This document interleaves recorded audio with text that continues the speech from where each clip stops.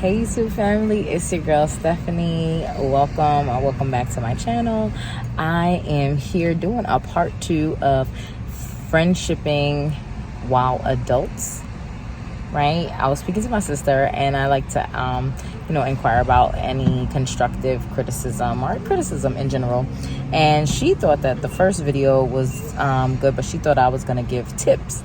And I was like, oh, that's a good idea. And partially, I probably didn't give any tips because I'm still trying to figure it out and, how to really do this thing. And so either or, I said, let me just share a few tips that come to my mind as to how to actually friendship as an adult.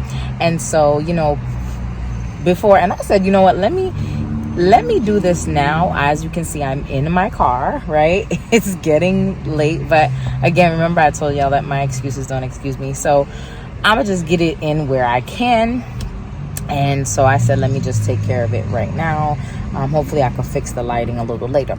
Anyway, first step as to friendshipping as an adult would be definitely making that decision. Once you made the decision, like, you know what, yes, I need to be a better friend. This person was really good to me, or, I know I could do better in this area. You make the decision to actually commit, right? And to actually work it out. If anything, you actually have to contact the person. And like I said in my previous video, I said to be intentional. And what does that look like? Literally plan it out, right? And I said you can plan out dates. One of the things that I did, and although I ended up getting a new planner because I'm so into planners, and the planner that I did purchase initially, it had every week, who to email, who to call, and I thought that was really good, the who to call. But it's not that deep because I could definitely just write a list and say who to call. And there are a few of you who watched the video, and I gotta call y'all back. It's gonna work out. I'm gonna do it because it's important, right? So I'm gonna made the decision to be committed. So you have to actually reach out. If the person doesn't reach out to you initially right away, don't take offense to it. I say, make the contact again, right? Because people, you never know. People are busy, right? And so don't think that they're just ignoring you. And then, people also have to get warmed up to the fact that, okay, you're kind of resurfacing, if you will, right? I say, however your schedule is, maybe you can say once a month or something. I don't know, where y'all will do a hangout thing, or you can call it a date, I guess, because people are they say dating your friends or something, kind of getting to know them and what is it that they like to do. And, everybody's schedule is different because some people, just have very busy careers, or you're married, you have kids or whatever. Your schedules are always going to be kind of difficult, but you really just have to make the sacrifice. And like I said before, whatever is important to you, you will sacrifice for. So once you do that, you reach out to the person. Don't make it be a one-time thing.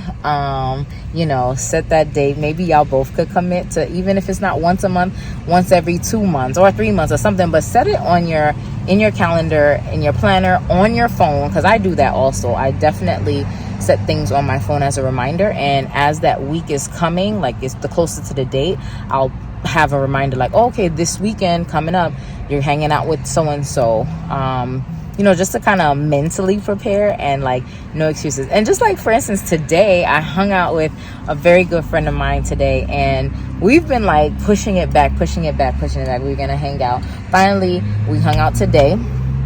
And at one point it started to rain, and I was just come on. And so it's just so easy to come up with an excuse, but I definitely pushed, and I was let me go through, because I love her and we had such a wonderful time. So yeah, like I said, make the decision. You might want to commit, make the decision to commit. Contact the person. Don't let it be a one-time thing. Don't take offense if the person does not necessarily get back to you right away, because again, like I said, you're resurfacing. Date your friend, get to know them again, right? And find out what is it that they like. Set dates at once every month, or 2 months or 3 months, depending on your schedule, because everybody has, like I said, everybody's schedule is very busy, and once you throw kids in the mix, you already know what time it is. Yeah, and you know what, be honest with each other. So even when you make that initial call, and or even maybe when y'all hang out the first time, have a conversation and be like, you know what, I feel like, you know, I haven't been such a great friend, if that's what you feel, right? Or you can ask your friend, like, how do you feel I've been as a friend, right? And be open to the criticism.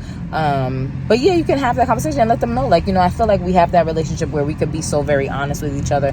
Don't feel uncomfortable. This is something that, you know, I want to work on. I'm being intentional about it, and get their feedback, see what they have to say. But yeah, definitely, like I said, you want to make the decision once you recognize that, okay, you haven't been the best of friends. Here are things you can improve on. You make that decision. Excuse me. You commit. You reach out more than once. Set the dates, right, according to your schedule. Be honest, be open and honest. Ask the person to be open and honest with you, so that you guys can have, like, you know, effective communication. Really get deep in the conversation, and not just surface things. But like I said, it might be a little awkward. I don't know. People change, people grow. But I say give it a try. You never know. And yeah, I think for now, those are the only tips that I have. Yeah, but I do think it definitely takes a commitment, and honestly on both ends. But initially, if you are recognizing that you were not really the greatest of friends, and even if you were a good friend, but you know, you kind of fell out of contact with somebody and you want to reach out again, what's the worst that can happen? I always say give it a try. You never know. And yeah, a lot of times there's a lot of misunderstandings. Things happen. Life happens. Lighten up. You'll be okay. And yeah, that's all I got for you guys. And as like I said, I'm in a parking lot. I said, let me just stop and do this, because I feel like there's always an excuse. And like I said, quite frankly, I'm tired of the excuse. I was actually gonna record when I lost my voice, because I went away to camp with my church, and shout out to the yellow team. That was my team. Hey, we won. But with all that screaming and yelling and praying and all that stuff, I definitely lost my voice. And so that was another reason why I was like, I'm going to push it back. But I got tired of it. And so I said, okay, I'm in a parking lot. Pull out your phone. Let's go and let's do this. So, yep. Let me know in the comments down below what you think. Friendshipping as adults. Friendshipping while adults. I don't remember the title, but this is part 2. Let me know what you think, and if you have any other tips that you want to share, please share, because we're all trying to grow together, right? Why not? Or just grow, make this world a better place. And that's it. Anyway, y'all already know that I love y'all. Like I said, if you haven't subscribed, I don't really know what we're doing. Just subscribe. It's free. It's not gonna hurt you, I promise. And that's all till next time. I love y'all. Bye.